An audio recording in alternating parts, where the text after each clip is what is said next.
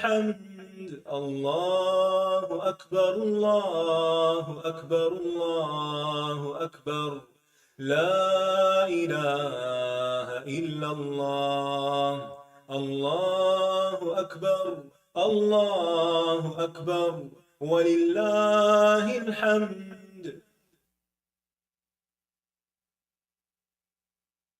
اللهم صل على محمد وعلى آل محمد كما صليت على إبراهيم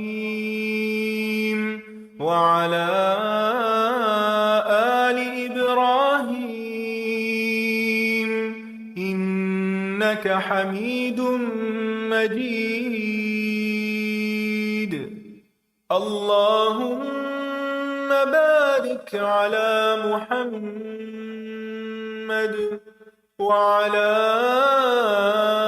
آل محمد كما باركت على إبراهيم وعلى آل إبراهيم إنك حميد مجيد.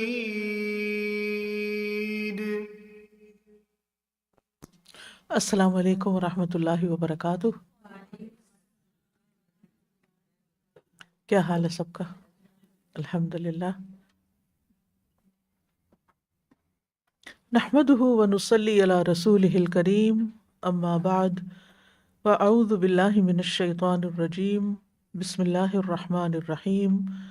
رب اشرح لی صدری ویسر لی امری واحلل عقدۃ من لسانی یفقہوا قولی.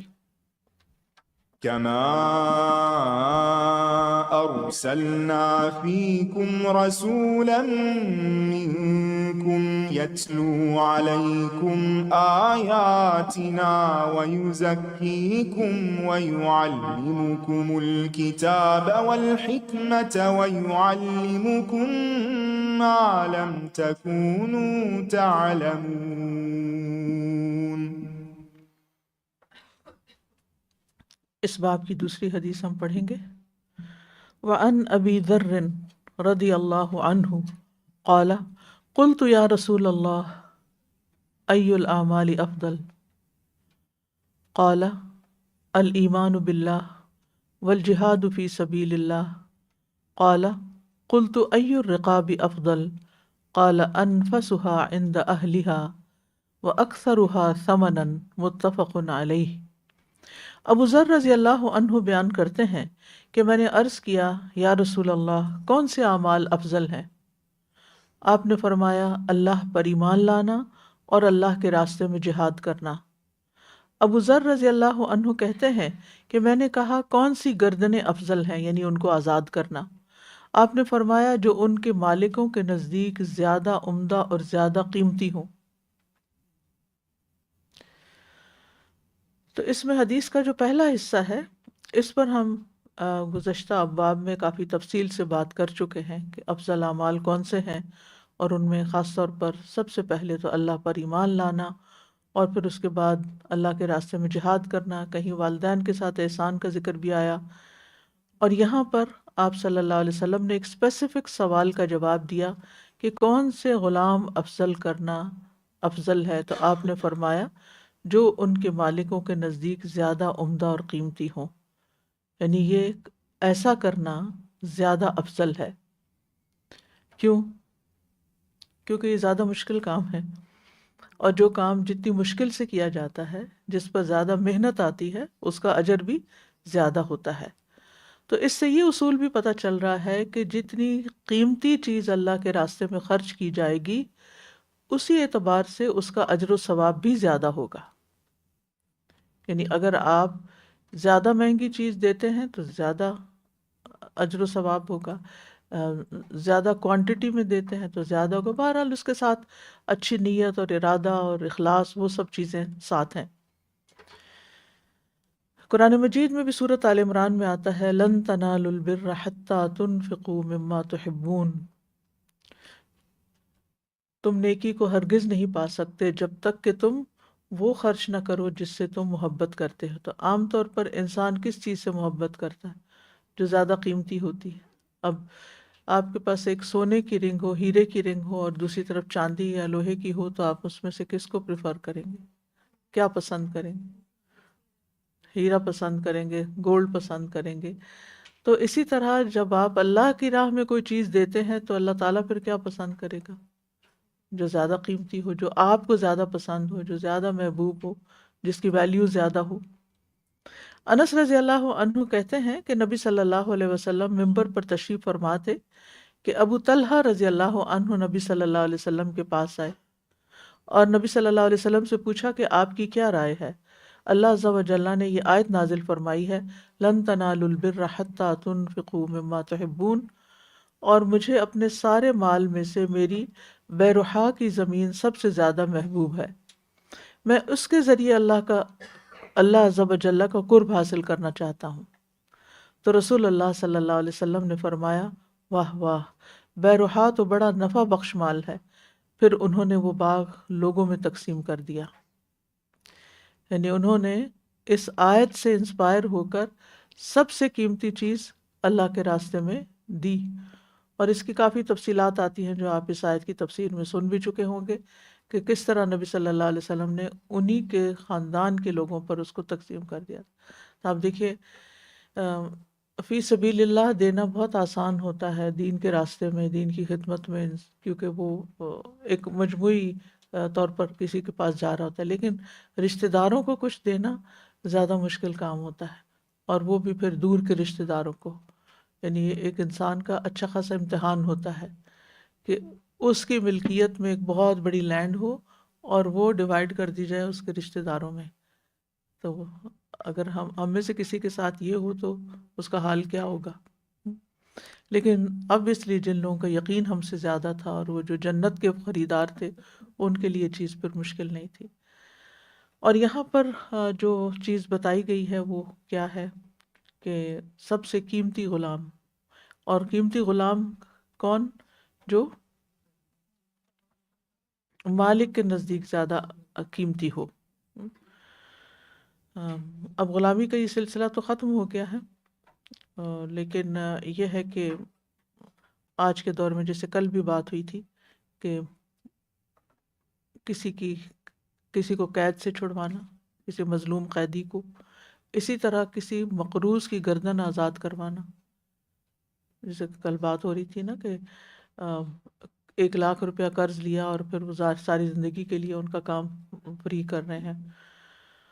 اور اسی طرح اگر کسی نے کسی کی ضمانت دی اور جس کی ضمانت دی وہ بھاگ گیا، اب یہ پکڑا گیا یعنی اس نے تو کچھ بھی فائدہ حاصل نہیں کیا تھا، کسی کو گارنٹر تھا، گارنٹی دی تھی، کسی کی ضمانت دی تھی، تو ایسا شخص بھی اسی میں آ جاتا ہے، یعنی یہ اس کے ماتحت آتے ہیں۔ یعنی کسی نہ کسی شکل میں اس میں گردن آزاد کرنے کا مفہوم پایا جاتا ہے، اگرچہ اصل تو غلام ہی آزاد کرنا مراد ہے، لیکن ایسی جگہوں پر بھی اگر آپ کو مال خرچ کرنا پڑے تو خوشی سے کریں۔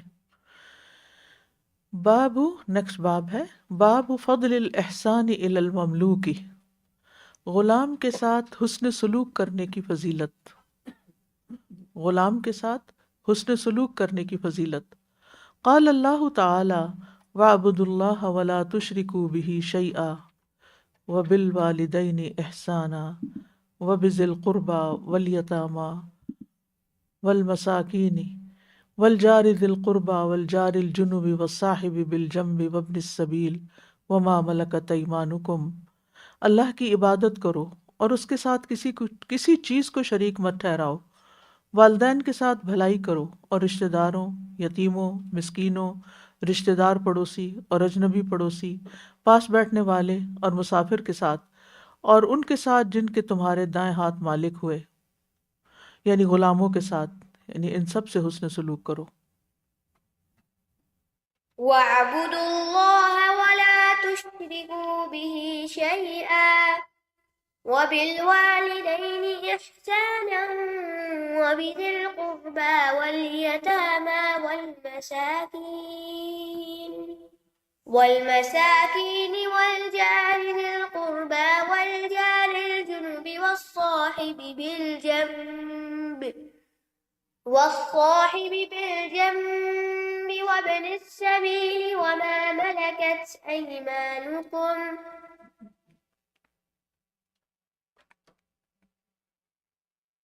اس آیت میں تو بہت سے لوگوں کے ساتھ حسن سلوک کا حکم دیا گیا ہے، اور ان میں سے ایک جو آخر میں جن کا ذکر ہے وَمَا مَلَكَتْ أَيْمَانُكُمْ ہے، کہ جن کے تمہارے دائیں ہاتھ مالک ہوئے، یعنی تمہارے غلام۔ تو امام نووی نے اسی مناسبت سے اس آیت کو یہاں ذکر کیا ہے۔ تو آیت میں سب سے پہلے اللہ کی عبادت کا حکم ہے، وَاعْبُدُوا اللَّهَ، اللہ کی عبادت کرو یعنی اللہ کی اطاعت کرو۔ اللہ کی عبادت کس شکل میں ہوتی ہے؟ اللہ تعالیٰ کے احکامات کو مان کر، اور جن کاموں سے اس نے بچنے کا حکم دیا ہے ان سے دور رہ کر، بچ کر۔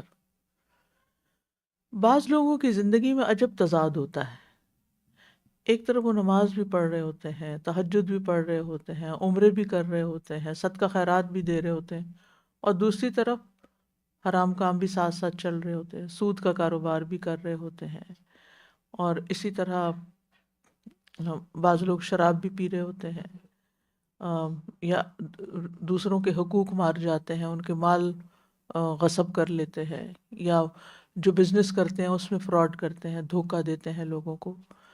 تو عبادت اس وقت تک مکمل نہیں ہوتی جب تک کہ ایک طرف اللہ تعالیٰ کی اطاعت کے کام کیے جائیں اور دوسری طرف ان چیزوں کو بھی چھوڑا جائے جن سے اللہ نے روکا ہے، کیونکہ بعض اوقات کرنے کے کام ہم انسان ایک چیک لسٹ بنا کے وہ پورے کر لیتا ہے، لیکن اس کے ساتھ جن چیزوں کو چھوڑنا ہوتا ہے وہ عادتیں بنی ہوئی ہوتی ہیں، یا رسم و رواج ہوتے ہیں، یا پیئر پریشر ہوتا ہے، یا اور خواہشات ہوتی ہیں انسان کی، تو وہ چھوڑ نہیں پاتا یا چھوڑتا نہیں ہے۔ تو اس سے پھر وہ عبادت جو ہے نا بعض اوقات پوری طرح اپنا ایفیکٹ نہیں رکھتی، اور اس کے ضائع ہونے کے بھی امکان ہو سکتے ہیں۔ تو اس لیے بہت ضروری ہے کہ ہمیں معلوم ہو ڈوز اینڈ ڈونٹس بوتھ، کیا کیا کرنا ہے اور کیا کیا نہیں کرنا، کیا زندگی میں نہیں تو اس کو اپنانا ہے، اور کیا زندگی میں ہے تو اس کو چھوڑنا ہے۔ تبھی اسی چیز کا نام پھر تقویٰ بھی ہے۔ اور عبادت جو ہے یہ کیا ہے؟ جن و انس پر فرض ہے، دیگر مخلوقات پر نہیں۔ وما خلقت الجن والانس الا لیعبدون، اور یہی ہمارا مقصد حیات ہونا چاہیے۔ ہمیں اس لیے پیدا نہیں کیا گیا کہ ہم صرف کھائیں پئیں، بڑے بڑے گھر بنائیں، دنیا کی عیش و عشرت سے لطف اندوز ہوں، اور پھر کچھ چند ایک نمازیں وغیرہ پڑھ لیں اور کچھ ریچولز کر لیں اور بات ختم ہو جائے۔ عبادت جو ہے ایک ہمہ وقتی عمل ہے، یعنی پوری زندگی کا ایک خلاصہ ہے۔ تو جس شخص نے عبادت نہیں کی یا اللہ کی عبادت میں کسی اور کو شریک کر لیا، یا جتنی کرنی چاہیے تھی وہ نہیں کی، تو اس نے کیا کیا؟ اس مقصد کو ضائع کر دیا جس کے لیے اللہ نے اس کو پیدا کیا تھا۔ اللہ تعالیٰ نے ہمیں پیدا کیا اپنی عبادت کے لیے، اور اگر ہم یہی نہیں کرتے اور واپس چلے جاتے ہیں، عبادت کے بغیر ہی چلے جاتے ہیں، تو پھر اللہ تعالیٰ کو کیا منہ دکھائیں گے، کیا جواب دیں گے؟ مثلاً آپ کسی کو بھیجتے ہیں کچھ اماؤنٹ دے کر کچھ کام کرنے کے لیے کہ جاؤ یہ کام کر کے آؤ، کچھ خریدنے کے لیے، گروسری کرنے کے لیے اپنے بچے کو بھیجتے ہیں، وہ جا کے ادھر ادھر کے کھلونے اور چیزیں خرید کے تو واپس آ جاتا ہے، تو کیا آپ اس سے پوچھیں گے نہیں کہ گروسری کدھر ہے؟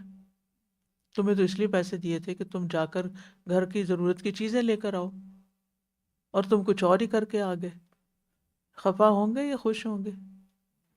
خفا ہوں گے۔ آپ اس کا حساب کریں گے، آپ اس کو پنش بھی کر سکتے ہیں، تو آپ کا پنش کرنا بچا ہوگا یا زیادتی ہوگی؟ بچا ہوگا۔ تو یہاں ایک طرف کہا گیا وَاعْبُدُوا اللَّهَ، اللہ کی عبادت کرو، اس کے ساتھ کیا کہا گیا؟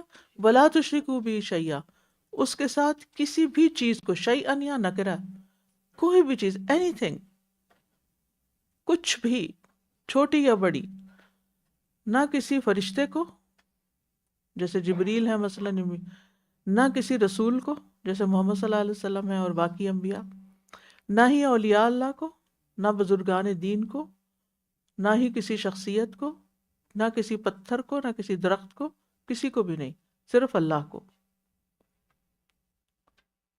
نہ کسی شہید کو اور نہ کسی صدیق کو اور نہ کسی اور کو،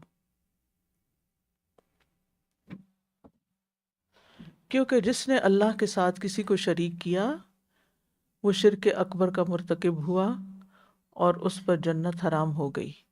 انہ من یشرک باللہ فقد حرم اللہ علیہ الجنہ ومأواہ النار وما للظالمین من انصار، بے شک جو اللہ کے ساتھ شریک ٹھہرائے گا تو یقیناً اللہ نے اس پر جنت حرام کر دی اور اس کا ٹھکانہ آگ ہے اور ظالموں کے لیے کوئی مددگار نہ ہوگا۔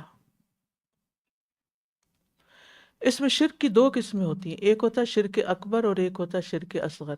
شرک اصغر تو ہمیں معلوم ہے کہ جیسے ریاکاری، دکھاوے کے لیے کوئی کام کرنا، اس کام کا پھر فائدہ نہیں ہوگا، اجر نہیں ہوگا، ٹھیک ہے، اور یہ بھی ہو سکتا ہے کہ وہ کام ضائع ہی ہو جائے اور انسان کے پلے کچھ نہ ہو، لہٰذا جیسے قیامت کے دن سب سے پہلے حساب کیا جائے گا کسی قاری قرآن کا، پھر کسی صدقہ خیرات کرنے والے کا، کسی شہید کا، اور پھر انہوں نے دکھاوے کے لیے یہ سب کچھ کیا ہوگا تو ان کے پاس کچھ بھی نہیں ہوگا، وہ جہنم میں پھینک دیے جائیں گے سب،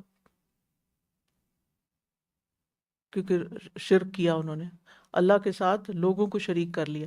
یہ شرک اصغر ہے، اس سے انسان دین سے خارج نہیں ہوتا، رہتا مسلمان ہی ہے، ہاں قیامت کے دن اپنی سزا بھگت کے باہر آ جائے گا کیونکہ لا الہ الا اللہ اس نے پڑھ رکھی ہے۔ دوسرا جو ہے وہ شرک اکبر ہے، بڑا شرک، جس کو معاف نہیں کیا جائے گا، اور وہ ہے اللہ کے سوا کسی اور کو سجدہ کرنا، اللہ کے سوا کسی اور کو پکارنا، وَلَا يَدْعُونَ مَعَ اللَّهِ إِلَٰهًا آخر، تو یہ شرک اکبر ہو جاتا ہے، یہ انسان کو ملت سے خارج کر دیتا ہے، چاہے انسان ساتھ روزے رکھے، صدقہ کرے، نمازیں پڑھے، تلاوت کرے، حج کرے، لیکن اگر وہ کسی اور کے آگے سجدہ کر رہا ہے یا اس سے دعائیں مانگ رہا ہے تو اس کا باقی عمل بھی برباد ہو جائے گا۔ دوسرا حکم یہاں کیا دیا گیا؟ وَبِالْوَالِدَيْنِ احسانا، والدین کے ساتھ احسان کرو، کیونکہ اللہ کے بعد سب سے بڑا حق والدین کا ہے۔ اب یہاں ایک سوال یہ پیدا ہوتا ہے کہ اللہ کے بعد حق تو بڑا رسول کا ہے، رسول اللہ صلی اللہ علیہ وسلم کا ہے، لیکن ہمیں کیا حکم دیا گیا کہ اپنی جان، اولاد، ہر چیز سے بڑھ کر ان سے محبت کریں، پوری دنیا سے بڑھ کر ان سے محبت کریں، لیکن یہاں ان کا ذکر نہیں کیا گیا اور والدین کا کر دیا گیا، تو اس کی کیا وجہ ہوگی؟ جی ہاں، جس نے اللہ کی اطاعت کی اس نے رسول کی اطاعت کی، تو رسول کا حق اللہ کے حق کے ساتھ ہی آ جاتا ہے،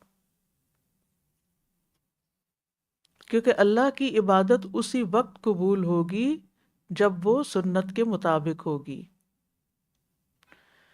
اور والدین میں دونوں آتے ہیں، ماں بھی آتے ہیں، باپ بھی آتے ہیں، اگرچہ ماں کا حق زیادہ ہے لیکن باپ بھی شامل ہیں، تو ان کے ساتھ احسان کا معاملہ کریں۔ کس چیز کے ساتھ؟ یعنی جس چیز کے وہ ضرورت مند ہیں ان کی وہ ضرورت پوری کریں، اگر وہ مال کے ضرورت مند ہیں تو ان کو مال دیں، یہ مال کے ساتھ احسان ہوگا، اور نہ بھی ضرورت مند ہوں تب بھی، نہ بھی محتاج ہوں تب بھی ان کو کچھ نہ کچھ دیتے رہنا چاہیے، یعنی والدین کو گفٹ دینے چاہیے، گفٹ کی شکل میں، وہ صدقہ خیرات نہیں ہوگا، وہ گفٹ ہوں گے، اور خاص طور پر جو چیز وہ پسند کرتے ہیں اس شکل میں۔ اچھا، والدین جب بزرگ ہو جاتے ہیں ان کی عام طور پر دنیا کے بارے میں زیادہ خواہشات نہیں رہتی، پھر ہوتا یہ ہے کہ جو بھی اولاد یا کوئی بھی ان کو دیتا ہے کچھ بہن بھائیوں کی طرف سے کہیں سے بھی ملتا ہے تو وہ کیا کرتے ہیں؟ آگے دے دیتے ہیں۔ ان کو پابند نہیں کرنا چاہیے کہ اماں جو یہ گولڈ کی چوڑی میں آپ کو پہنا رہی ہوں آپ نے دینی کسی کو نہیں، کیونکہ آپ کو یہ لگ رہا ہے کہ آپ وہ زیادہ پیار کرتی ہیں اپنی کسی پوتی سے یا کسی اور سے یا کسی بہو سے، اور آپ کی اس سے لگتی نہیں، تو آپ کے لیے بڑا تکلیف دہ ہو جائے گا، اور آپ انڈائریکٹلی روک رہی ہیں کہ آپ نے دینی نہیں کسی کو۔ ہم؟ تو ان کو پابند نہ کریں، ان کے ڈسکریشن پہ چھوڑ دیں۔ مجھے میری ایک دوست تھی تو انہوں نے بتایا کہ ان کے بھائی اپنی والدہ کو ہمیشہ کچھ نہ کچھ بنا کے دیتے رہتے ہیں، کبھی کوئی چوڑی دے دی، کبھی انگوٹھی دے دی، کبھی کچھ، تو پھر جب نیکسٹ ٹائم آتے ہیں تو پھر ہاتھ خالی ہوتے ہیں، پھر وہ ان کو کچھ پہنا جاتے ہیں، پھر اگلی دفعہ آتے ہیں پھر ہاتھ خالی ہوتے ہیں۔ تو اس میں ایسا بھی نہیں کرنا چاہیے کہ دے کے احسان جتائے کہ آپ تو پھر آگے آپ پھر خالی ہاتھ ایسے ہوتی ہیں جیسے ہم آپ کو کچھ دیکھتے نہیں، یعنی احسان نہیں جتانا چاہیے۔ آپ نے دے دیا، اب ان کی خوشی جس کو جی چاہے دے، اور ان کو اس لیے بھی دیتے رہنا چاہیے کہ ایک تو ریٹائر ہو جاتے ہیں، اور دوسرا یہ ہے کہ ان کی بھی ان کو زیادہ سے زیادہ اپنی طور پر نیکیاں کرنے کا موقع ملتا ہے۔ تو ایک صدقہ وہ ہے جو آپ ڈائریکٹ دے دیں کسی کو، اور ایک وہ ہے جو آپ والدین کے ذریعے کسی تک پہنچائیں، تو وہ زیادہ بہتر ہے کہ والدین دو کام ہو جائیں گے، اس میں صدقہ بھی ہو جائے گا اور والدین کے ساتھ احسان بھی ہو جائے گا۔ اور اسی طرح یہ ہے کہ ان کی خدمت کرنا،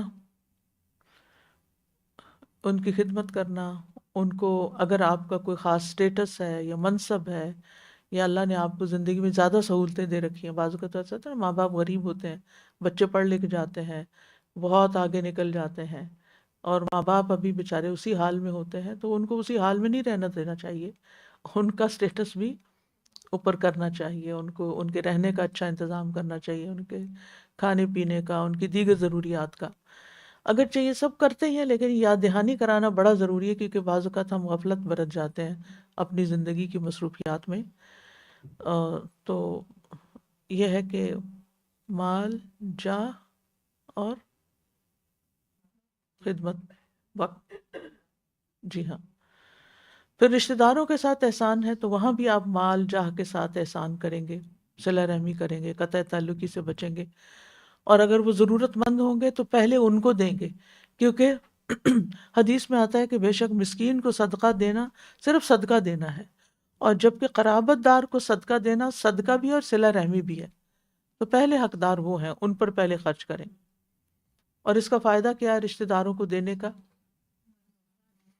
جس شخص کو یہ پسند ہو کہ اس کے رزق میں وسعت ہو، رزق زیادہ ہو جائے اور اس کی عمر دراز ہو، تو اسے چاہیے کہ وہ صلہ رحمی کرے، رشتہ داروں کو دے، رشتہ، اور اس میں 7 پشتوں تک جاتے ہیں رشتہ دار، یعنی 7ویں دادا کے جو بچے ہوں گے نا، ہمیں تو 7ویں دادا کا نہیں پتا، تو ان کے بچوں کا تو کہاں سے خبر ہوگی، لیکن جہاں لوگ ایک ہی بستی میں ساری زندگی گزار دیتے ہیں یا ایک ہی علاقے میں، وہاں ان لوگوں کو بہت پتہ ہوتا ہے کہ یہ فلاں کی اولاد ہے، فلاں کی۔ تو بہرحال جہاں تک ہو سکے، جی جی ہاں۔ تو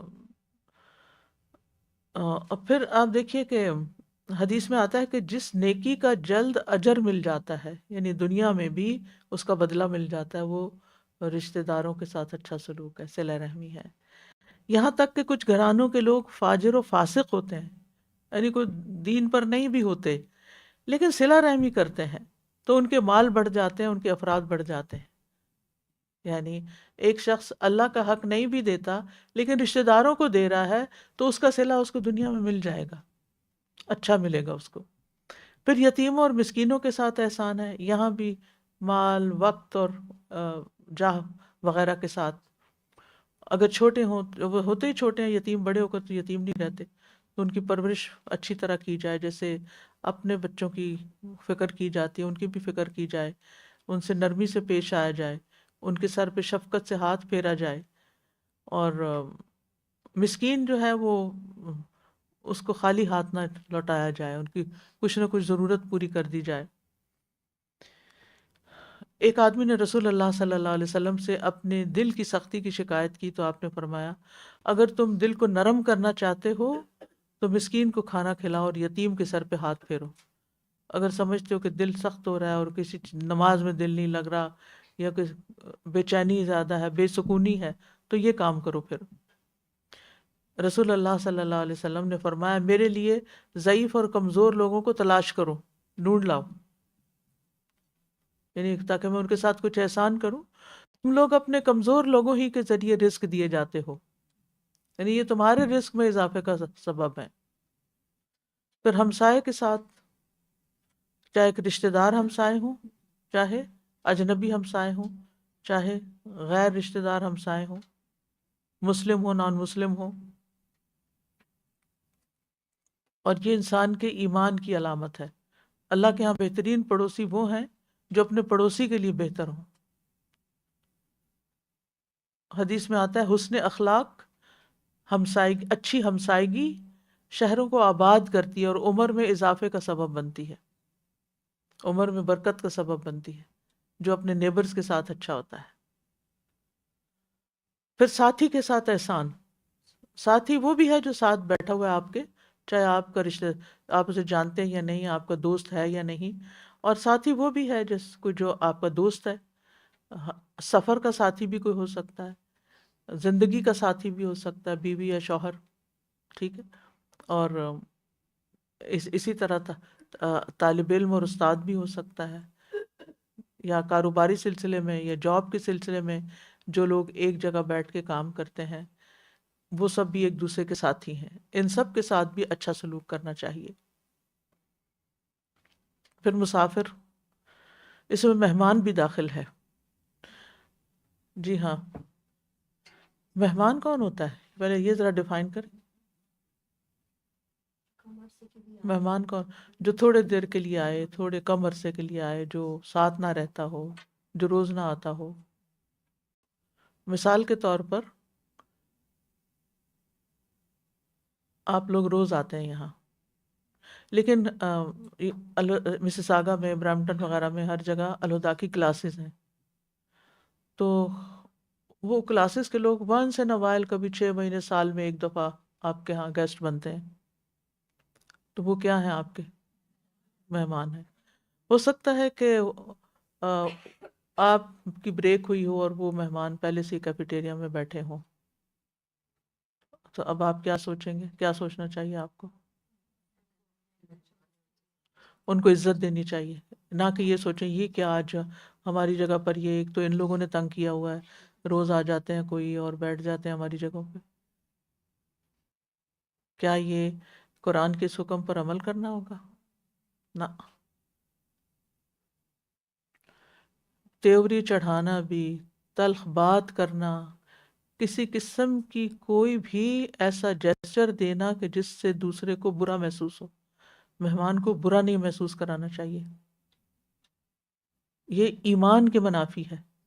جس دل میں اللہ اور رسول کی اللہ اور رسول پر جو ایمان رکھتا ہے اسے چاہیے کہ اپنے مہمان کی عزت کرے. ٹھیک ہے، بعض اوقات مہمان کے آنے سے انسان کی اپنی روٹین خراب ہوتی ہے، تنگی ہوتی ہے. ایسا نہیں ہوتا کہ انسان وہ نیکی کمانا پھر آسان تو نہیں نا. یا آپ خود ہی کسی کو انوائٹ کر لیتے ہیں، یا آپ نے نہیں انوائٹ کیا، آپ کے بچے نے انوائٹ کر لیا اپنے دوست کو. اب بتائیے وہاں کیا سلوک کرتے ہیں آپ؟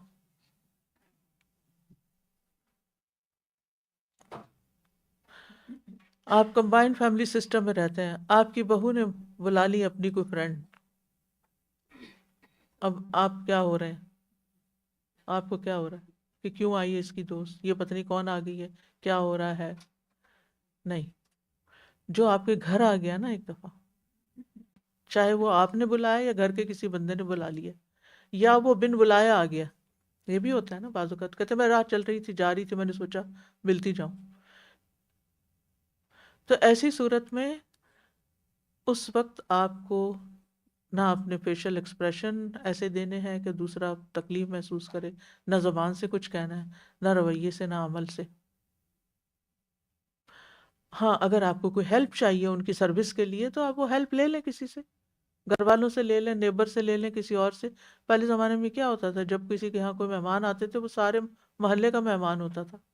کوئی بستر لا رہا ہے، کوئی برتن لا رہا ہے، کوئی کچھ کر رہا ہے، کیونکہ چھوٹے چھوٹے گھر ہوتے لوگوں کے، ہر چیز نہیں ہوتی تھی تو وہ ایک دوسرے سے لے کے کام چلا لیتے تھے.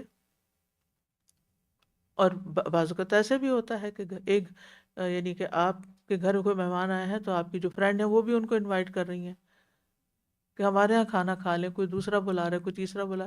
یہ کیا چیز ہے؟ یہ کیوں کرتے ہیں؟ عزت دینے کے لیے، اہمیت دینے کے لیے. تو یہ ایمان کا حصہ ہے. اور جو لوگ دین پڑھنے پڑھانے والے ہوں ان کو تو بہت زیادہ محتاط رہنا چاہیے. جو لوگ باہر سے آتے ہیں نا وہ آپ کے حجاب نہیں دیکھتے، وہ آپ کا پڑھنا پڑھانا نہیں دیکھتے، وہ آپ کا اخلاق دیکھتے ہیں. آپ نے ان کو ویلکم کیسے کیا ہے، آپ ان کو فیسیلیٹیٹ کیسے کر رہے ہیں.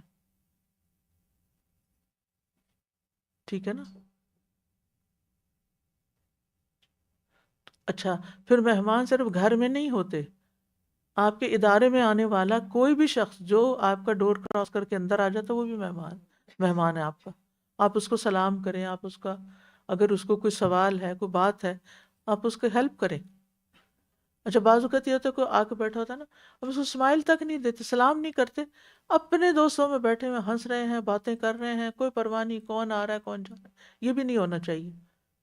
یعنی مہمان کو ایک انس بھی دینا چاہیے. یہ نہیں کہ سارے اس پہ یلغار کر لیں، لیکن یہ ہے کہ آپ گزر رہے ہیں، کم از کم شو کریں کہ ہاں آپ ہمارے نوٹس میں ہیں، ہم آپ کو اہمیت دیتے ہیں.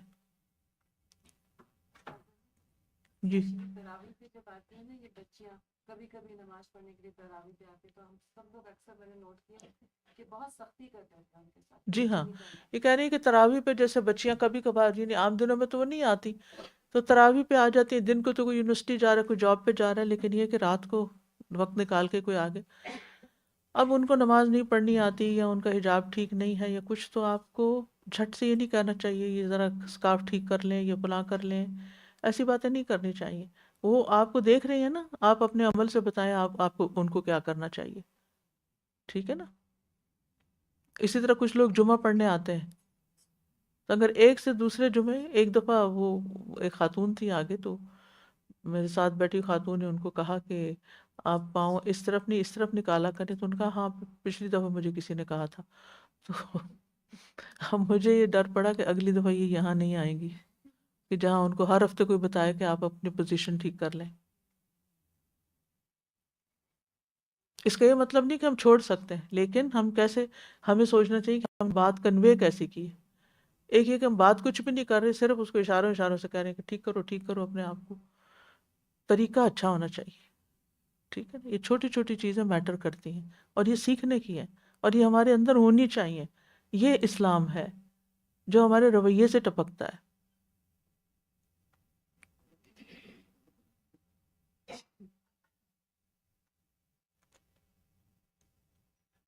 ابو ہریرہ کہتے ہیں کہ رسول اللہ صلی اللہ علیہ وسلم نے فرمایا، 3 شخص ایسے ہیں جن سے اللہ قیامت کے دن کلام نہیں کرے گا، نہ ان کی طرف دیکھے گا، نہ ان کو گناہوں سے پاک کرے گا، اور ان کے لیے دردناک عذاب ہے. استغفر اللہ. ان میں سے ایک وہ شخص ہے جس کے پاس جنگل میں ضرورت سے زیادہ پانی تھا، پھر وہ مسافروں کو اس سے روکتا تھا، یعنی نہیں دیتا تھا، اور وہاں تو پیاسے مر جاتے لوگ جن کو پانی نہ ملے. ایک اور روایت میں اللہ تعالیٰ اس سے فرمائے گا، آج میں تجھ سے اپنا فضل روک لوں گا جس طرح تو نے اس فضل کو روک رکھا تھا جس کو تیرے ہاتھوں نے نہیں بنایا تھا. یعنی جو میں نے تجھ پر احسان کیا تھا تو نے اس کے ذریعے دوسروں پر نہیں کیا. اور پھر آخری بات، غلاموں، لونڈیوں، خادموں کے ساتھ احسان،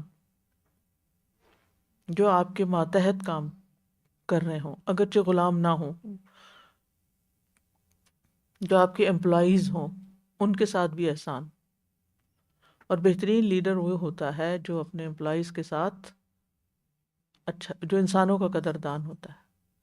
کچھ لوگ ایسے ہوتے ہیں کہ جن کو صرف کام چاہیے ہوتا ہے، اور کچھ لوگ یہ دیکھتے ہیں کہ آنے والوں کو کیا بینیفٹ ہو رہا ہے.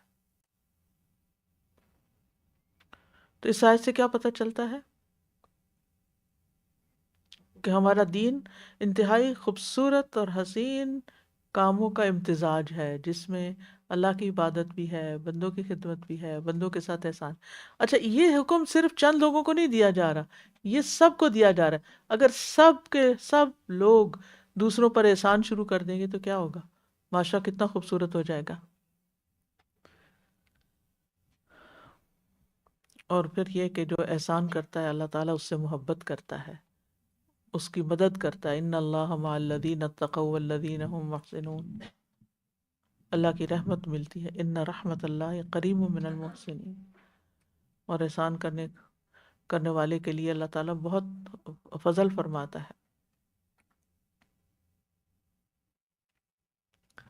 تو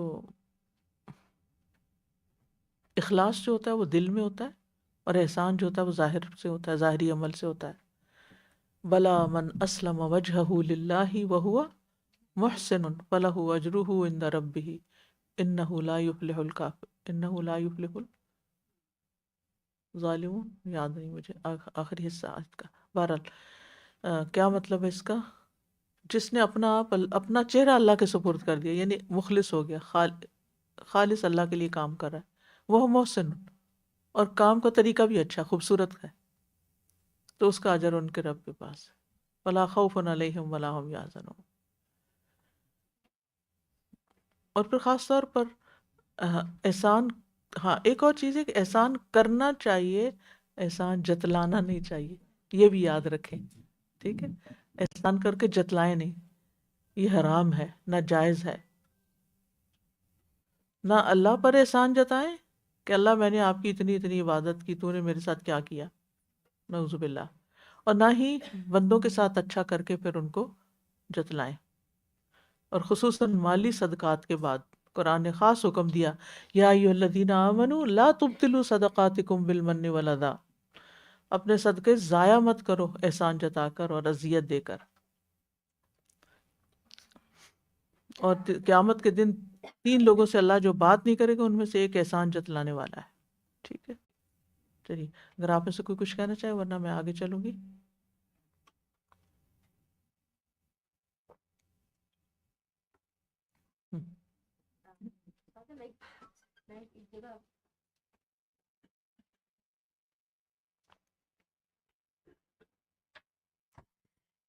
استاذہ میں ایک کسی کا پڑھ رہی تھی، کسی اسکالر کا، تو اس میں مجھے ایک بات اتنی کلک ہوئی. انہوں نے کہا کہ ساری عمر ہماری آنکھیں بند رہتی ہیں، اور ہماری آنکھ جب کھلتی ہے ہماری آنکھ بند ہونے کا وقت آتا ہے.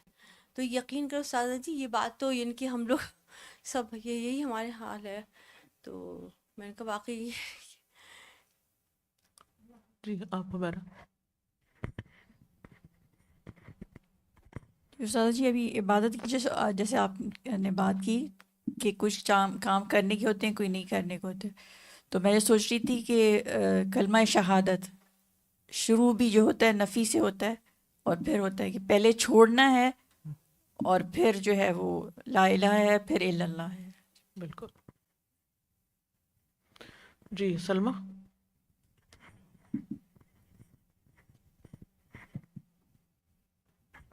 السلام علیکم. ساری جیسے بات ہو رہی تھی پہلے مطلب ماں باپ کے حسن سلوک کی نا، تو میرا بیٹا رہتا تو کچن میں، لیکن وہ ہر فرائیڈے یہاں آ کے نماز پڑھتا الہدا کے اندر نا. تو کہتا ہے اس بہانے مطلب میری نماز بھی ہو جاتی، میری ماں باپ کے ساتھ ملاقات بھی ہو جاتی، مجھے ان کی دعائیں مل جاتی ہیں. ساتھ میں ہم لوگ کے لیے ڈنر بھی لے کر آتا، مطلب دل سے دعا نکل جاتی ہے اس کے لیے.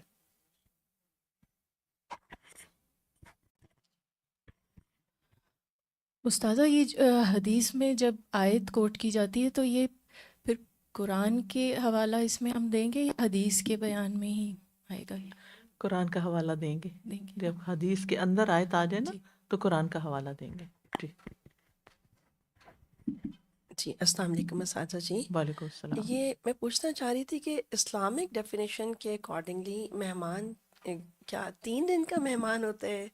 جی ہاں 3 دن کا ہوتا ہے. 3 دن جو اسٹے کرتا ہے اس کے بعد وہ اپنے جیسے اس کے ساتھ کھلانا پلانا اور باقی چیزیں روٹین میں پھر آ جاتا ہے. اچھا یعنی 3 دن جی تکلف کیا جاتا ہے، اس کے بعد نہیں. پہلا دن زیادہ، پھر اس سے کم. جزاک اللہ. وہی آپ کو.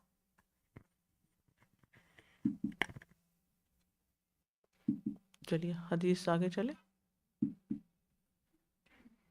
وعن المعرور ابن سوید قال رأيت أبا ذر رضي الله عنه وعليه حلة وعلى غلامه مثلها فسألته عن ذلك فذكر أنه صاب رجلا على عهد رسول الله صلى الله عليه وسلم فعيره بأمه وقال النبي صلى الله عليه وسلم إنك امرؤ فيك جاهلية هم إخوانكم وخولكم جعلهم الله تحت أيديكم فمن کان اخوہ تحت یدہ فلیطعمہ مما یأکل ولیلبسہ مما یلبس ولا تکلفوہم ما یغلبہم فإن کلفتموہم فعینوہم، متفق علیہ۔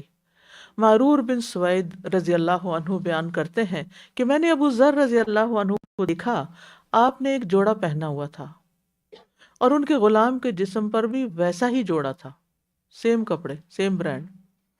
میں نے اس کے بارے میں پوچھا ان سے تو انہوں نے بیان کیا کہ انہوں نے رسول اللہ صلی اللہ علیہ وسلم کے زمانے میں ایک شخص یعنی غلام کو برا بھلا کہا اور اس کو اس کی ماں کی نسبت سے آر دلائی، یعنی کالی ماں کے بیٹے جا اس طرح کر کے کچھ۔ تو نبی صلی اللہ علیہ وسلم نے فرمایا تم ایسے آدمی ہو کہ تمہارے اندر ابھی جاہلیت کا اثر ہے، وہ تمہارے بھائی اور تمہارے خدمت گزار ہیں، یعنی انسانیت یا دین کے اعتبار سے بھائی ہیں، جن کو اللہ نے تمہارے ماتحت کر دیا ہے۔ پس جس کے ماتحت اس کا بھائی ہو تو اس کو اسی میں سے کھلائے جو خود کھاتا ہے اور اسی میں سے پہنائے جو خود پہنتا ہے، اور ان پر ان کی طاقت سے زیادہ کاموں کا بوجھ نہ ڈالو۔ اگر تم انہیں ایسے کام سپرد کرو تو ان کی مدد کرو، خود بھی ساتھ لگو۔ ٹھیک ہے، یہ ہیں غلاموں کے حقوق۔ اس سے بڑھ کر کسی دین، مذہب، کسی جگہ پر آپ کو یہ ملے گا، یہ انصاف اور یہ مساوات۔ اور آپ اس میں نوٹس کر رہے ہیں کہ صحابہ کرام جو بات سنتے تھے پھر وہ کر لیتے تھے، وہ کر بھی لیتے تھے، کوئی رکاوٹ نہیں تھی ان کے اندر، کوئی انا نہیں تھی، کوئی مشکل نہیں تھی۔ اچھا ایسا کرنا ہے، ٹھیک ہے ایسا کر لیتے۔ کیا تابعداری ہے، کیا فرما برداری ہے۔ ہمیں اگر کوئی کسی چیز کے کرنے کا کہے تو ہم 100 حجتیں کرتے ہیں، کسی چیز سے منع کرے تو 100 بحثیں کرتے ہیں، کرنے کو تیار ہی نہیں ہوتے۔ ہم کیسے مسلمان ہیں؟ ایک طرف ہم محمد صلی اللہ علیہ وسلم کی محبت کے دعوے کرتے ہیں، دوسری طرف ان کے طریقے پر چلنے میں ہمیں مشکل ہے۔ تو اس میں غلاموں کے ساتھ حسن سلوک کرنے کا طریقہ بتا دیا گیا کہ جو خود کھاؤ وہی انہیں کھلاؤ، جو خود پہنو وہی انہیں پہناؤ، یا یہ کہ انہیں وہ اتنا دو کم از کم کہ وہ اپنی ضروریات اچھے طریقے سے پورے کر سکیں۔ بہت زیادہ ڈفرینس۔ اب آپ دیکھیں کہ بیک ہوم جو گھروں میں کام کرنے والے سرونٹس وغیرہ ہوتے ہیں، ان کا سٹیٹس اور مالکوں کا کتنا فرق ہوتا ہے۔ ان کا کچن الگ ہے، ان کا کچن الگ ہے، وہ کوئی اور کھانا کھاتے ہیں، وہ کوئی اور کھانا کھاتے ہیں، ان کو انسان ہی نہیں سمجھا جاتا۔ ان کے بچے کہاں پڑھ رہے ہیں، ان کے بچے کہاں پڑھ رہے ہیں۔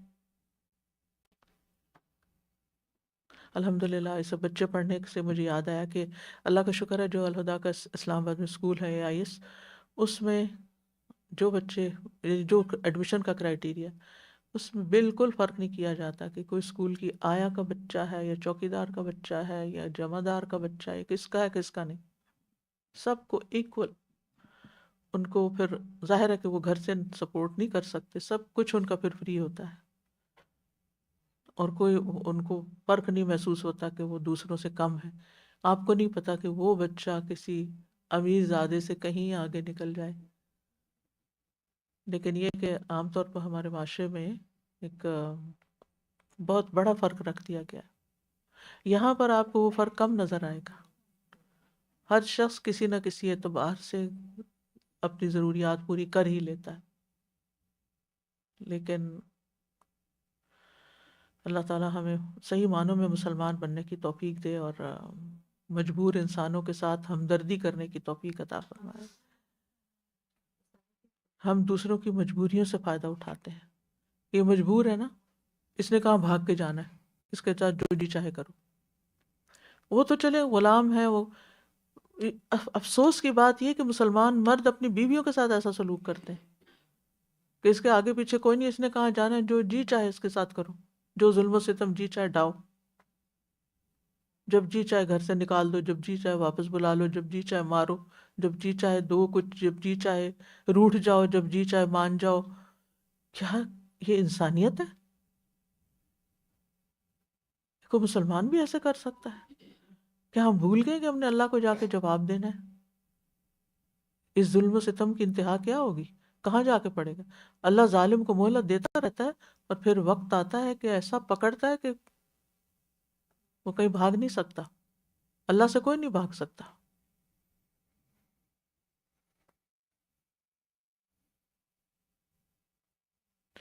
کیونکہ وہ بھی کیوں حسن سلوک کا حکم دیا گیا، وہ بھی انسان ہے. دیکھیے عام طور پر زندگی میں بہت سے مسائل ہوتے ہیں نا، تو ہم کہتے ہیں پتہ نہیں کسی کی نظر لگی، فلاں ہو گیا، حسد ہو گیا. ہم نہیں سوچتے کہ ہمارے رویے کیا ہیں کہ جن کی وجہ سے ہمیں نظریں لگ رہی ہیں اور حسد ہو رہے ہیں. عموماً کیا ہوتا ہے، آپ خود کھائے جا رہے ہیں اور جو آپ کا غلام ہے یا جو بھی خادم ہے وہ بیچارہ صرف خوشبو سونگھ رہا ہے اور صرف آپ کی شکل دیکھ رہا ہے. اس کے دل سے کیا اٹھے گا؟ حسد اٹھے گا، محبت اٹھے گی، کیا اٹھے گا؟ وہ جب آپ ان کے بچے جو ہیں وہ کھانے کو ترس رہے ہیں اور آپ کے بچے اوبر ایٹس منگوا منگوا کے کھا رہے ہیں، آپ کے بچے گاڑیوں میں بیٹھ کے جا رہے ہیں، ان کے بچے گلیوں میں رل رہے ہیں، تو پھر وہ آپ سے حسد کریں گے یا نہیں؟ یہ حسد جو ہے نا، حسد، انوی اور حسد، یہ ایک بالکل نیچرل سی بات ہے. اسے کنٹرول کرنا بڑا ہی مشکل کام ہے، اس کو دل سے نکالنا. یہ انسان کے اندر آپ نے دیکھا ہوگا کہ ذرا سا کوئی ہم سے بہتر لباس پہن لیتا ہے یا کوئی چیز کر لیتا ہے تو عمومی طور پر زیادہ تر لوگ کیا کرتے ہیں، ہاں ٹھیک ہے بہت اچھا لیکن یہ اور یہ بھی ہے. جی راحت آپ کچھ کہنا چاہیں؟ مائک دیجیے ان کو. تو اس میں آپ دیکھیے کہ مجبور انسان جو ہے نا، کوئی بھی کسی وجہ سے بھی مجبور ہے، مال کی وجہ سے یا صحت کی وجہ سے یا پوری سپورٹ نہ ہونے کی وجہ سے، یتیمی کی وجہ سے، مسکینی کی وجہ سے، تو اس کے ساتھ زیادتی نہیں کرنی چاہیے. ایون یہ کہ مزدوروں کے سے جو لوگ کام لیتے ہیں ان کی سیفٹی کا خیال نہیں رکھتے، ان کی ہیلتھ کا خیال نہیں رکھتے، اور پھر ان کے ساتھ ان کو پوری ویجز نہیں دیتے، ان کی ضروریات کا خیال نہیں رکھتے، تو یہ سب کچھ اسلام میں نہیں ہے. جی آپ جی کچھ کہتے استاذہ جی، میں سوچی تھی صحابہ کرام کی جو کوالٹیز ان کو واقعی رشک آتا ہے کہ جب ان سے کسی نے پوچھا تو انہوں نے اپنے اس عمل کو نہیں ہائل کیا کہ ہاں میں نے تو برابر کا پہنایا ہوا ہے، بلکہ اس وقت انہوں نے وہ چیز یاد کی جو ان کے اندر عیب تھا یا جو کمی تھی، کہ اور یہ تک بھی بتا دیا کہ نبی صلی اللہ علیہ وسلم نے فرمایا تھا کہ جاہلیت کے اثر ہے. کسی کو ایسی بات کے ساتھ اپنا پورا جیسے پچھلا کھول کے بتا دینا. اور پھر یہ کہ میں نے نبی سبحان صلی اللہ علیہ وسلم سے سنا تھا جی کہ آپ نے یہ حکم دیا ہے، یعنی یہ میں نے اپنی طرف سے نہیں کیا، یہ میرا کوئی کمال نہیں، یہ نبی صلی اللہ علیہ وسلم کا حکم ہے، اس لیے کر رہا ہوں. ہمیں کوئی کہے آپ تو یہ فلاں کام بڑا اچھا تھا، ہم کہتے ہیں ہاں بس وہ میں نے بہت پریکٹس کی ہے نا اس لیے بہت اچھا ہو گیا ہے. کوئی وجہ بتا دیں گے، یہ نہیں کہیں گے کہ یہ سنت ہے نا اس لیے کر رہے ہیں. سمپل سا جواب ہے نا، تو سنت تو یہی ہے نا، ایسے ہی کرنا چاہیے. جی استاذہ اکثر یہ سنتے ہیں کہ جب بیک ہوم کی بات ہے کہ ان کے ساتھ اچھا کرو، مطلب کہ جو آپ کے غریب غربا یا جو گھر کے نوکر وغیرہ ہیں تو بھی یہ لوگ جو ہیں وہ آپ کو پیچھے سے کاٹتے ہیں یا اس طرح کی سر باتیں چڑھ سننے میں، جاتے ہاں سر چڑھ جائیں گے یا اس طرح. تو لیکن میں نے خود یہ چیز نوٹ کری ہے، آبزرو کری ہے کہ جب خلوص نیت سے کیا جاتا ہے نا تو ہاں وہ پھر پہچانا بھی جاتا ہے. اگر آپ بالکل احسان کے اس میں کر رہے ہیں تو پھر پروبلی آپ کو وہ رسپانس نہیں ملے گا بالکل. By and large. اچھا یہ جو ہے نا اکیلے کھانا کھانے اور دوسرے کو ساتھ شریک کر کے کھانے میں جو فرق ہے نا، یعنی جب آپ اکیلے کھا رہے ہوتے ہیں اور دوسرا صرف دیکھ رہا ہے نا آپ کو، تو وہ ایک نیگیٹو انرجی آتی ہے، اور جب آپ مل کے کھاتے ہیں تو اسے برکت آ جاتی ہے اور اس کے اندر ایک خوبصورتی آ جاتی ہے. حتیٰ کہ اگر آپ کھا رہے ہیں اور بلی کو نہیں دے رہے نا تو اس کی بھی نظر لگ جائے گی آپ کو. ٹھیک ہے. جی استاذہ، میں نے اپنی پوری لائف اپنے ممی کو دیکھا ہے کہ سارے جتنے بھی غریب رشتہ دار، یہاں تک کہ کام والے بھی جتنے بھی ہمارے گھر میں ہوتے تھے، ہم سب پہلے اگر دستر پہ ہماری فیملی بیٹھ کر کھا رہی، ممی اس وقت تک بیٹھے رہتے تھے جب تک باقی سب کام والوں کو ساتھ بٹھا کر نہیں کھلاتے تھے. ماشاء یہاں اللہ. تک کہ ماشاءاللہ ہم اگر کوئی بڑے سے بڑے ریسٹورینٹ میں چلے جاتے تھے اور ہم سب کھا رہے تو ممی ان کے لیے پیک کرواتے تھے. اس وقت ہم لوگ چھوٹے چھوٹے، ہم لوگ تھوڑا سا بولتے تھے کہ ممی وہ لوگ تو کھا چکے ہوں گے. ممی گھر جا کر سب کو اٹھا کر وہ وہی ریسٹورینٹ کا کھلاتے کھانا کھلاتے تھے کہ تھوڑا ماشاء تھوڑا ضرور کھا لو، ہم سب یہ کھائیں. اور اس کا اثر آخرت میں تو اللہ تعالیٰ دیں گے اجر انشاءاللہ، لیکن دنیا میں بھی میں دیکھی ہوں کہ ممی کو جا کر 6 سال ہو گئے ہیں، لیکن ابھی بھی اگر ہم جبھی بھی انڈیا جاتے ہیں تو جتنے بھی لوگ ہیں भाग भाग कर हमसे मिलने आते हैं और मम्मी की मतलब सिर्फ मम्मी की ही बातें करते हैं। तो दुनिया में भी अल्लाह ताला अजर देता है, इज़्ज़त देता है, मोहब्बत देता है, और आखिरत में तो है ही है अजर। अल्हम्दुलिल्लाह। मैं अपनी शादी के 3-4 माह बाद दुबई मैंने अपनी मूवी देखी ना, शादी की वीडियो देखी, तो जो हमारे घर में काम करने वालियाँ थी, हालांकि वो सफाई वगैरह करती थी, क्रिश्चियन थी, तो मैंने जब देखी वीडियो तो वो इतना रो रही थी रुखसती के टाइम पे ना, सब लोग रो रहे थे तो मुझे भी रोना आ गया, ओ ये लोग भी रो रही हैं मेरी रुखसती पे ना, तो वो इतना यानी कि उनको हो बिल्कुल। जाता है साथ में। ज़मीन रोती है, जिस पे सजदा हम करते हैं और दुनिया से चले जाते हैं, वो ज़मीन रोती है। उस्ताज़ा जी, मम्मी जैसे बता रही थी ना सिस्टर यास्मीन, बिल्कुल मुझे अपनी मम्मी की याद। मम्मी बिल्कुल अगर जैसे बिरयानी निकल रही थी ना, पहले उनके प्लेट में डाल के कि वो तुम खाओ, हम सब बैठ रहे हैं, तुम उधर बैठो इधर बैठे। तो अल्हम्दुलिल्लाह ये चीज़ देखा, ये मेरी नानी से था कि अगर शादी के घर में नौकर सो जाते थे तो नानी मेरी उठा के खाना खिलाती थी, जैसे सब खा रहे हैं कि तुमने सबने खाया कि नहीं। तो ये अल्हम्दुलिल्लाह ये चीज़ देखी। और साथ में मम्मी, क्योंकि जैसे गांव से जो आते थे तो बेचारे उनको कलमा तक पढ़ने नहीं आ रहा था, कूल तक पढ़ने नहीं आता था, मम्मी बाकायदा नमाज, जो भी हमारे घर में रहा है उसको नमाज सिखाई मम्मी ने। और चलते फिरते, क्योंकि पढ़ने लिखे नहीं है, जाहिल होते थे, तो बोल बोल के कूल, बोल बोल के अल्हम्दु शरीफ, बोल बोल के अभी उसको अगर हम अभी जैसे घर पे फ़ोन करूं वो उठाए ना तो किसी को यकीन ना हो नौकर उठाया, वो माशाल्लाह इतने अच्छे से सलाम करता है, ऐसे दुआएं देता है कि लोग कंफ्यूज हो जाएं कि ये कौन है जिसने फ़ोन उठाया, बड़ा समझदार, बिल्कुल मम्मी की तरह मेरी दुआएं दे रहा होता है। उसमें एक चीज़, बस एक क्वेश्चन जो था, ये तो अल्हम्दुलिल्लाह देखा जो कि अगर उनको सर्वेंट क्वार्टर में सुलाया जाए, यानी खा रहे हैं पी रहे हैं घर का काम कर रहे हैं लेकिन उनका एक अलग क्वार्टर है, इज दैट ओके? क्योंकि उनकी अपनी प्राइवेसी फिर होगी ना, जाहिर है ना, आपकी प्राइवेसी डिस्टर्ब हो ना उनकी हो। सर जी, हम ये देखते हैं कि माशरों के अंदर ये जो तबक़ाती फ़र्क होता है उसकी बुनियादी वजह यही होती है, सबसे पहले हसरत, फिर उसके बाद हसद, और वो किस वजह से हो रहा होता है कि दिखावा। यानी एक माशरे का तबका है जो इंतहाई दिखावा कर रहा है और एक माशरे का वो तबका है जो इंतहाई एहसास महरूमी का शिकार है, तो फिर उससे क्या होता है कि जराइम बढ़ते हैं, और जराइम फिर यहीं से जो है वो एक सिलसिला शुरू हो जाता है, नफरत बढ़ती है फिर। शराबी, ये इतनी प्यारी क्लासेस हैं, इतना आपका सेल्फ चेक होता है। मैं कल अपने किटन को कह रही थी कि मुझे मत सताओ, मैं क्लास में जा रही हूँ ना उस्ताजा की तरफ से कि तुम्हारे लिए लेसन मिल जाए और आज ये हुआ। आपका सेल्फ चेक होता है हमेशा इस क्लास में आके, सुभान अल्लाह। अच्छा, अब खादिमों के साथ एहसान कैसे किया जाए? उसके बहुत से तरीके हैं, जिनमें से कुछ सुन्नत से हमें जो मिलते हैं। नबी सल्लल्लाहु अलैहि वसल्लम ने उनके कामों में ऐब निकालने से मना किया है। ये क्यों किया, वो क्यों किया?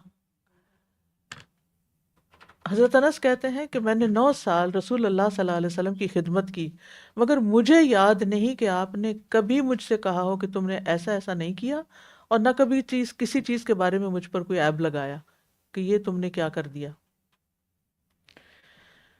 फिर इसी तरह वो एक और रिवायत में कहते हैं कि आपने अगर मुझे किसी काम का हुक्म दिया और मुझसे उसमें ताख़ीर हो गई और मैं वो ना कर सका, तो आपने मुझे मुलामत ना की, कभी मुलामत नहीं की कि लेट क्यों किया। अगर घर वालों में से कोई मुलामत करता तो आप फरमाते से छोड़ दो, अगर तकदीर में ये काम लिखा होता तो हो जाता। आप सल्लल्लाहु अलैहि वसल्लम ने कभी किसी को अपनी ज़ात के लिए अपने हाथ से नहीं मारा, ज़ात का इंतकाम नहीं लिया, दीन के लिए किया। न कभी किसी औरत को मारा, न कभी किसी खादिम को मारा। फिर ये कि उनकी उनकी उजरत उन्हें पूरी देनी चाहिए जितना काम लिया है। आपने फरमाया 3 तरह के लोग ऐसे होंगे जिनका मद्दे मुकाबिल क़यामत के दिन मैं हूँगा, और उनसे एक वो शख्स जिसने किसी मजदूर को उजरत पे रखा, उससे पूरा काम लिया लेकिन मजदूरी पूरी नहीं दी। फिर इसी तरह गुलामों पर, खादिमों पर इल्ज़ाम तराशी भी नहीं करनी चाहिए। हमारे यहाँ क्या होता है, अगर कोई घर में चोरी हो जाए, सबसे पहली शामत किसके आती? नौकरों की। और बाज़ लोग तो फिर उनको पकड़वाते भी हैं और मरवाते भी हैं, और तो इसमें बहुत सोच समझ के ये सब कुछ करना चाहिए। ये हो भी सकता और नहीं भी हो सकता ना।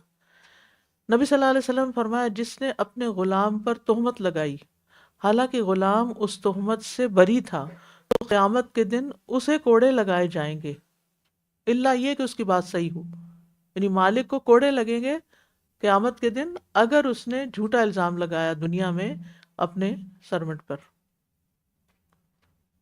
اچھا بعض اوقات ہم اتنے عمومی انداز میں کہہ دیتے ہیں فلاں یہ طبقہ جو ہے نا یہ تو بس بہت ہی شرابی کبابی ہے، اور یہ تو فلانا تو یہ بڑے کرپٹ لوگ ہیں، یہ فلاں۔ بھئی سارے تو نہیں ہیں، آپ سب کو بیچ میں رگید رہے ہیں تو پکڑے جائیں گے۔ تو عمومی انداز میں بھی تانے شانے نہیں دینے چاہیے۔ اگر آپ کو کہنے تو آپ کہتے ہیں اکثریت کا حال یہ ہے، سب کو مت رگیدیں بیچ میں۔ وعن ابی ہریرہ رضی اللہ عنہ عن النبی صلی اللہ علیہ وسلم قال اذا اتى احدكم خادمه بطعامه فان لم يجلسه معه فليناوله لقمة او لقمتين او اکلة او اکلتين فانه ولي علاجه، رواہ البخاری۔ الاکلہ بضم الحمزہ ہی اللقمہ۔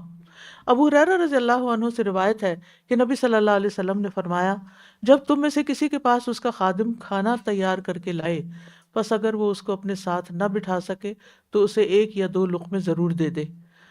لقمہ اور اکلا دونوں کے ایک ہی معنی ہیں، ٹھیک ہے، اس لیے کہ اس نے اس کے پکانے وغیرہ کی تکلیف کو برداشت کیا۔ اکلا حمزہ پر پیش ہے بمعنی لقمہ، ٹھیک ہے۔ تو مطلب یہ ہے کہ کھانا پکانے والے انسان کے ساتھ حسن سلوک کرنا چاہیے۔ افضل تو یہ ہے کہ ساتھ بٹھا کے کھلایا جائے، ایسا ممکن نہ ہو کہ وہ جھجکتے ہوں یا کچھ شرماتے ہوں تو ان کو حصہ دے دیا جائے، یہ نہیں کہ سارا خود کھا لیا جائے اور صرف بچے تو پھر دیا جائے۔ رسول اللہ صلی اللہ علیہ وسلم نے فرمایا جو تم اپنے آپ کو کھلاؤ وہ تمہارے لیے صدقہ ہے، جو تم اپنے بیٹے کو کھلاؤ وہ تمہارے لیے صدقہ ہے، جو تم اپنی بیوی کو کھلاؤ وہ تمہارے لیے صدقہ ہے، اور جو تم اپنے خادم کو کھلاؤ وہ بھی تمہارے لیے صدقہ ہے۔ تو وہ یعنی کھلا رہے ہیں آپ اور ساتھ آپ کا صدقہ بھی ہوئے چلے جا رہا ہے، تو اور آسان ہو گیا کھلانا، کیونکہ ہم صدقہ دینا ہمیں آسان لگتا ہے، خادم کو کھلانا بعض اوقات مشکل لگتا ہے۔ کئی لوگ تو جب رکھتے ہیں تو صاف کہتے ہیں ہم کھانا نہیں دیں گے، بس یہ تنخواہ ہے تمہاری جتنی چاہیے لے لو، جتنی طے ہو گئی بس اتنا ہی کافی۔ جی فریج کو بھی تالا لگا دیتے ہیں۔ اور جی سبحانک اللہم و بحمدک اشہد ان لا الہ الا انت استغفرک و اتوب الیک۔ السلام علیکم و رحمۃ اللہ وبرکاتہ۔ قل إن كنتم تحبون الله فاتبعوني يحببكم الله ويغفر لكم ذنوبكم والله غفور رحيم۔